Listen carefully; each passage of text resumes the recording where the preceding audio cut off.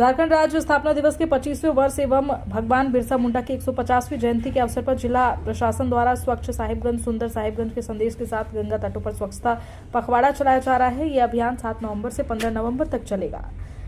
साहिबगंज के शकुंतला सहाय घाट, मुक्तेश्वर धाम घाट और जनता घाट पर सफाई अभियान में NSA के छात्र छात्राओं, नगर परिषद के सफाई कर्मियों, बुद्धिजीवियों, जिला प्रशासन ने बढ़ चढ़कर भाग लिया। कार्यक्रम का नेतृत्व राजमहल मॉडल कॉलेज के प्राचार्य डॉक्टर रंजीत सिंह ने किया। आपको बता दें, छात्राओं ने सफाई के दौरान संदेश दिया। वहीं उन्होंने उम्मीद जताई है कि साहिबगंज की जनता इस संदेश को समझेगी और गंगा की स्वच्छता व संरक्षण में सक्रिय योगदान भी देगी। इस पूरे अवसर पर नगर परिषद की सिटी मैनेजर, सदर अनुमंडल पदाधिकारी, वन प्रमंडल पदाधिकारी, नमामि गंगे पदाधिकारी भी उपस्थित हुए।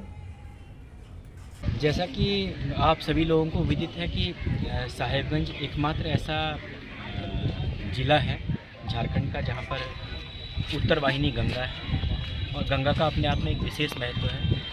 इसलिए हम लोगों ने, चूँकि इस वर्ष झारखंड राज्य निर्माण के 25 वर्ष पूरे हो रहे हैं, साथ ही झारखंड के जननायक श्री बिरसा मुंडा जी की 150वीं जयंती है, तो उसी उपलक्ष्य में हम लोगों ने दिनांक 7 तारीख से लेकर के और 15 तारीख तक पूरे गंगा नदी के तटवर्ती इलाकों पर सफाई और स्वच्छता का एक पूरा पखवाड़ा चलाने का प्रयास किया है। जिस क्रम में आज बिजली घाट, इसके अलावा शकुंतला सहाय घाट, इन घाटों पर सफाई की गई, जिसमें जो पब्लिक पार्टिसिपेशन था वो भी बहुत सराहनीय रहा।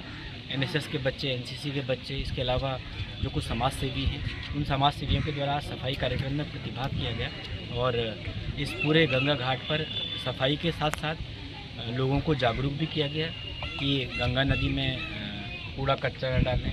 साथ ही गंगा नदी के आसपास डायरेक्ट गंदा जो नाला प्रवेश करता है, उस नाले को डाइवर्ट करने के लिए अपने स्तर से भी प्रयास करें। तो मुझे पूर्ण विश्वास है कि इस जो हमारा गंगा स्वच्छता पखवाड़ा है, इस पखवाड़े में साहिबगंज के सभी जिलावासी प्रतिभाग करेंगे और गंगा नदी को स्वच्छ करने में अपना अहम योगदान। सबसे पहले मेरा नाम इमरान फजून है, ठीक है।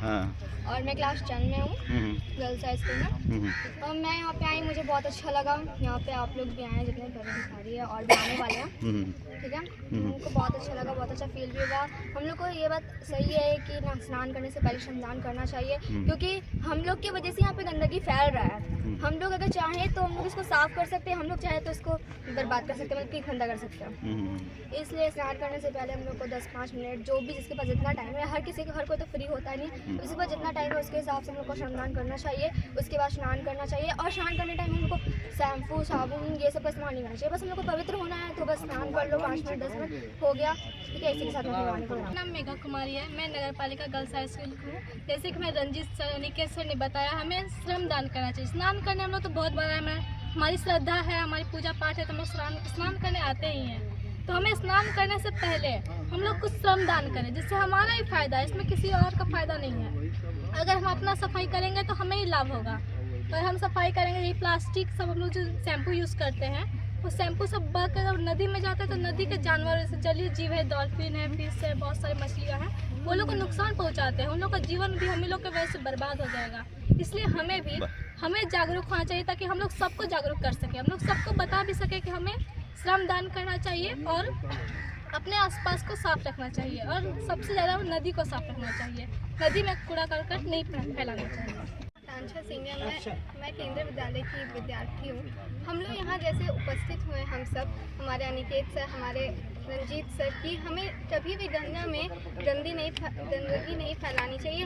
अगर हम लोग स्नान करने आते हैं तो हम वो लोग बहुत सारा शैम्पू, साबुन का यूज़ करते हैं, जो हमारी गंगा माँ को अपवित्र करते हैं, हमारे लैंड सॉइल को फर्टाइल करने से रोकती है।